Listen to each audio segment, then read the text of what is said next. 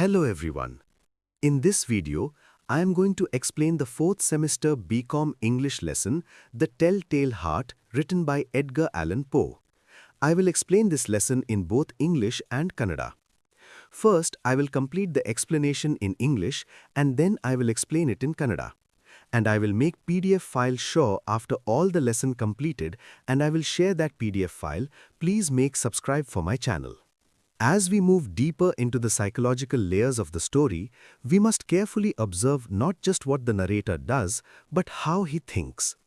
His thinking itself becomes the most important subject of the story.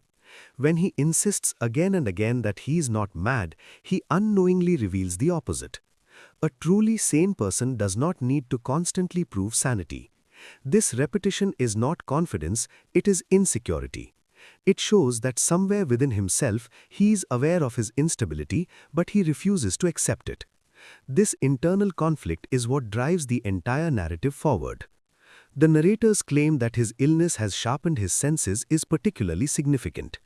In a normal situation, heightened senses would be considered an advantage. However, in this case, they become a curse. His ability to hear excessively, hearing even imaginary sounds, does not bring clarity. Instead, it leads him into deeper confusion and fear. This suggests that knowledge or perception without emotional balance can become dangerous. The narrator is not lacking intelligence, rather he lacks control over how he interprets what he perceives. Another important aspect to understand is the idea of obsession. The old man's eye becomes more than just a physical object, it transforms into a symbol that dominates the narrator's entire consciousness. The eye represents something the narrator cannot tolerate, something that disturbs him at a deep psychological level. It may symbolize fear, judgment, or even his own inner guilt. Instead of confronting this discomfort, he tries to destroy it physically. This is a crucial mistake. Human problems that are psychological cannot be solved through physical violence, and this is exactly what the story demonstrates. When the narrator describes his nightly routine, we see a strange mixture of discipline and madness. His actions are methodical, he opens the door slowly, shines the light carefully, and observes patiently. This might seem like evidence of sanity. However, the purpose of these actions is completely irrational. This contradiction is central to the story. Madness does not always appear chaotic, sometimes it appears highly organized. This is what makes the narrator so unsettling. He is not wildly insane, he is controlled, calculated, and yet deeply disturbed. The passage where the narrator waits for an entire hour after the old man wakes up is particularly revealing. This moment shows extreme patience but also extreme tension.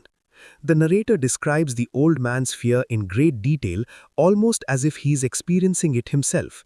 In fact, there is a strong suggestion that the narrator is projecting his own fear onto the old man. The fear in the room is not just the old man's, it belongs equally to the narrator. This creates a mirror-like psychological effect, where victim and attacker are emotionally connected. The sound of the heartbeat is one of the most powerful symbols in the story. At first, it appears to be real, the beating heart of the terrified old man. But as the story progresses, it becomes clear that the sound is not external, it is internal. It represents the narrator's guilt, anxiety, and growing panic. The fact that the sound becomes louder even after the old man is dead shows that it is not a physical reality. It is the voice of conscience. This is one of Poe's greatest achievements. He turns an invisible emotion, guilt, into a physical, audible experience. The murder itself is described in a surprisingly calm manner. The narrator does not express regret or horror at the act. Instead, he feels a sense of achievement. This lack of emotional response is deeply disturbing. It shows that his moral sense is damaged. However, this calmness is temporary. It is like the silence before a storm. The real punishment for the narrator does not come from the outside world, it comes from within. After the murder, the narrator becomes almost proud of his cleverness. He carefully hides the body and ensures that no evidence remains. This stage of the story highlights his overconfidence. He believes that because he has planned everything perfectly, he is safe. This reflects a common human error, the belief that intelligence alone can overcome moral consequences. Poe shows us that no matter how perfect the crime may seem, the mind itself becomes the betrayer. When the police arrive, the narrator's confidence reaches its peak. He's so sure of himself that he invites them into the very room where the body is hidden. This is not just confidence, it is arrogance. He even places his chair directly above the hidden corpse as if to prove his superiority. This moment is deeply ironic. The place he considers the safest is actually the place where his downfall begins.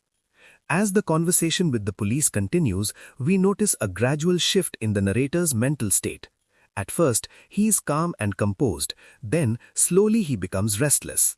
This change is subtle but important. It shows how guilt does not appear suddenly, it grows gradually. The strange sound begins as a faint noise, almost ignorable. But as the narrator pays more attention to it, it becomes louder and more disturbing. This reflects how focusing on guilt or fear can amplify it. His attempt to cover the sound by talking louder and moving around the room is symbolic. It represents how people try to escape their inner problems by creating distractions. However, these distractions do not solve the problem, they only make it worse. The more the narrator tries to hide the sound, the more powerful it becomes. This is a universal truth about human psychology. What we try to suppress often returns with greater intensity. His belief that the policemen can hear the sound but are pretending not to is another sign of his paranoia. At this stage, he is no longer able to distinguish between reality and imagination. The external world, the calm, smiling policeman, and his internal world, the loud, unbearable heartbeat, are completely disconnected. This disconnection is the essence of madness. The climax of the story, the confession, is both sudden and inevitable. Sudden because it happens in a moment of emotional explosion, inevitable because everything in the story leads to this point. The narrator cannot escape his own mind. The beating heart, whether real or imagined, becomes unbearable. It forces him to reveal the truth. This moment shows that the strongest judge of human actions is not society, but the individual conscience. At a deeper level, the story explores the idea that evil does not always come from hatred or necessity. Sometimes it arises from irrational thoughts, fears, and obsessions. The narrator does not kill for money, revenge, or survival. He kills because of an idea that has no logical basis. This makes the story more frightening because it suggests that danger can come from within the human mind itself. Another important theme is the conflict between appearance and reality. The narrator appears calm, intelligent, and controlled, but beneath this surface lies chaos and instability. Similarly, the house appears normal, but it hides a terrible secret. Poe uses this contrast to show that reality is often hidden beneath appearances. The story also raises questions about moral responsibility. If the narrator is truly mad, can he be held responsible for his actions? Poe does not give a clear answer. Instead, he leaves the reader to think about it. This ambiguity makes the story intellectually engaging as well as emotionally powerful. In the end, The Telltale Heart is not just a story about a crime, it is a study of the human mind under pressure. It shows how a single irrational thought can grow into an obsession, how obsession can lead to action, and how guilt destroys the person who tried to escape it. The narrator's greatest mistake is not the murder, it is his belief that he can escape the consequences of his own mind. The beating heart proves that this is impossible. No matter how cleverly we hide our actions, we cannot hide from ourselves. The telltale heart ಎಂಬ ಕಥೆ Edgar Alan ಪೋ ಅವರ ಒಂದು ಮಾನಸಿಕ ಕಥೆಯಾಗಿದೆ. ಈ ಕಥೆಯ ಆರಂಭದಲ್ಲೇ ಕಥನಕಾರನು ತನ್ನನ್ನು ತಾನೇ ರಕ್ಷಿಸಿಕೊಳ್ಳಲು ಪ್ರಯತ್ನಿಸುತ್ತಾನೆ. ಅವನು ತಾನು ತುಂಬಾ ಅನಾರೋಗ್ಯದಲ್ಲಿದ್ದೇನೆಂದು ಹೇಳುತ್ತಾನೆ. ಆದರೆ ಆ ಅನಾರೋಗ್ಯ ತನ್ನನ್ನು ಹುಚ್ಚನ್ನಾಗಿಸಿಲ್ಲ ಎಂದು ಒತ್ತಿ ಹೇಳುತ್ತಾನೆ. ಬದಲಾಗಿ ತನ್ನ ಇಂದ್ರಿಯಗಳು, ವಿಶೇಷವಾಗಿ ಕೇಳುವ ಶಕ್ತಿ, ತುಂಬಾ ತೀವ್ರವಾಗಿವೆ ಎಂದು ಹೇಳುತ್ತಾನೆ. ಇದು ತುಂಬಾ ಮುಖ್ಯವಾದ ಸಂಗತಿ, ಏಕೆಂದರೆ ಕಥೆಯ ಆರಂಭದಲ್ಲೇ ಅವನು ತನ್ನನ್ನು ಸಮಜ್ಜನೆಂದು ಸಾಬೀತುಪಡಿಸಲು ಪ್ರಯತ್ನಿಸುತ್ತಿದ್ದಾನೆ.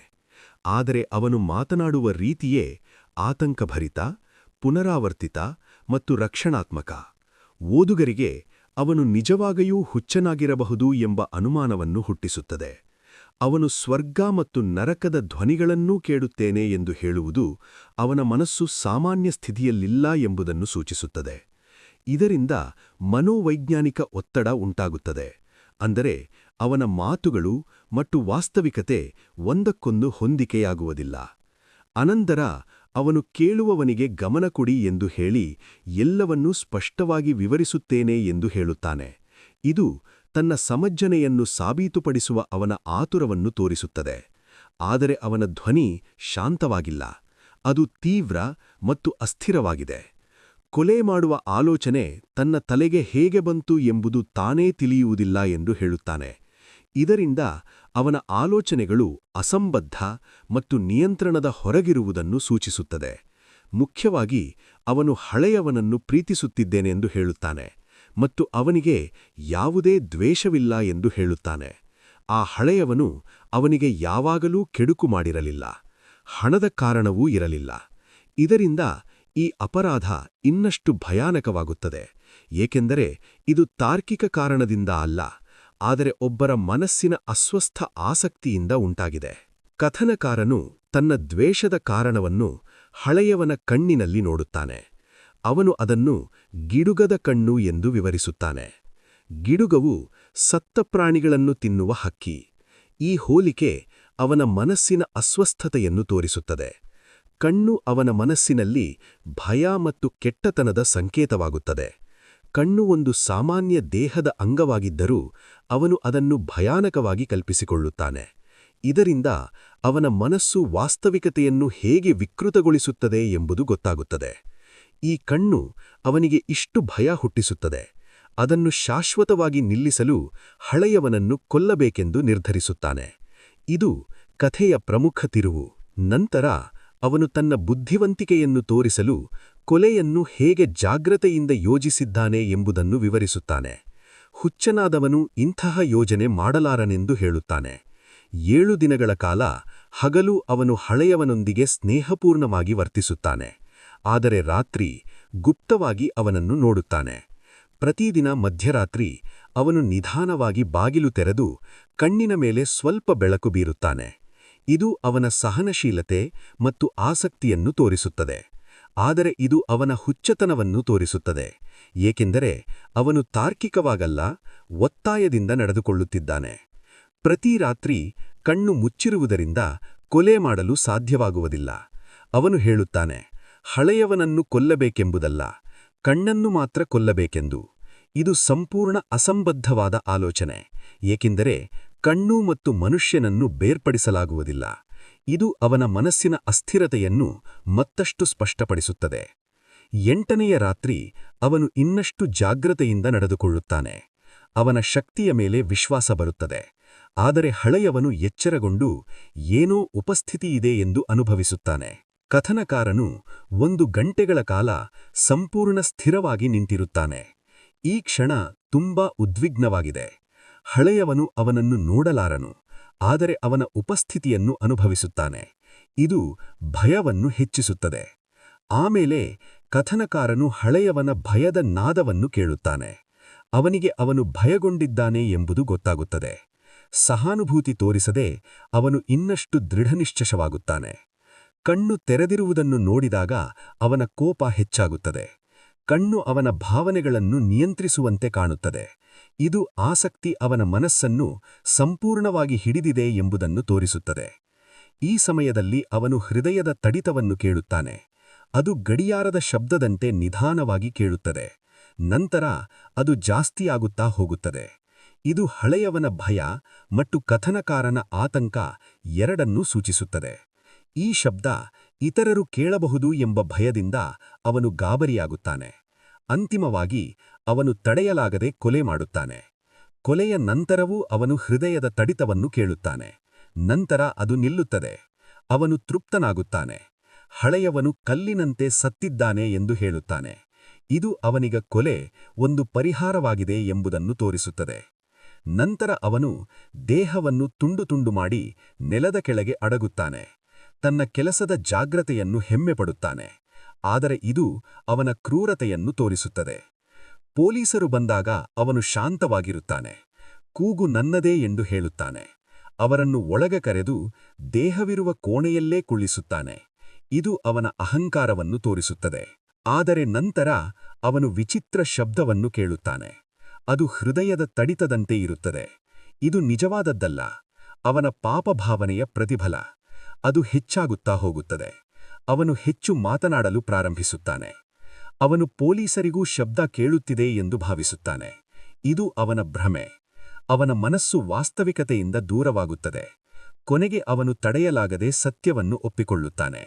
ನೆಲದ ಕೆಳಗೆ ದೇಹವಿದೆ ಎಂದು ಹೇಳುತ್ತಾನೆ. ಅವನು ಸೋತಿದ್ದು ಪೊಲೀಸರಿಗಲ್ಲ, ತನ್ನ ಮನಸ್ಸಿಗೆ.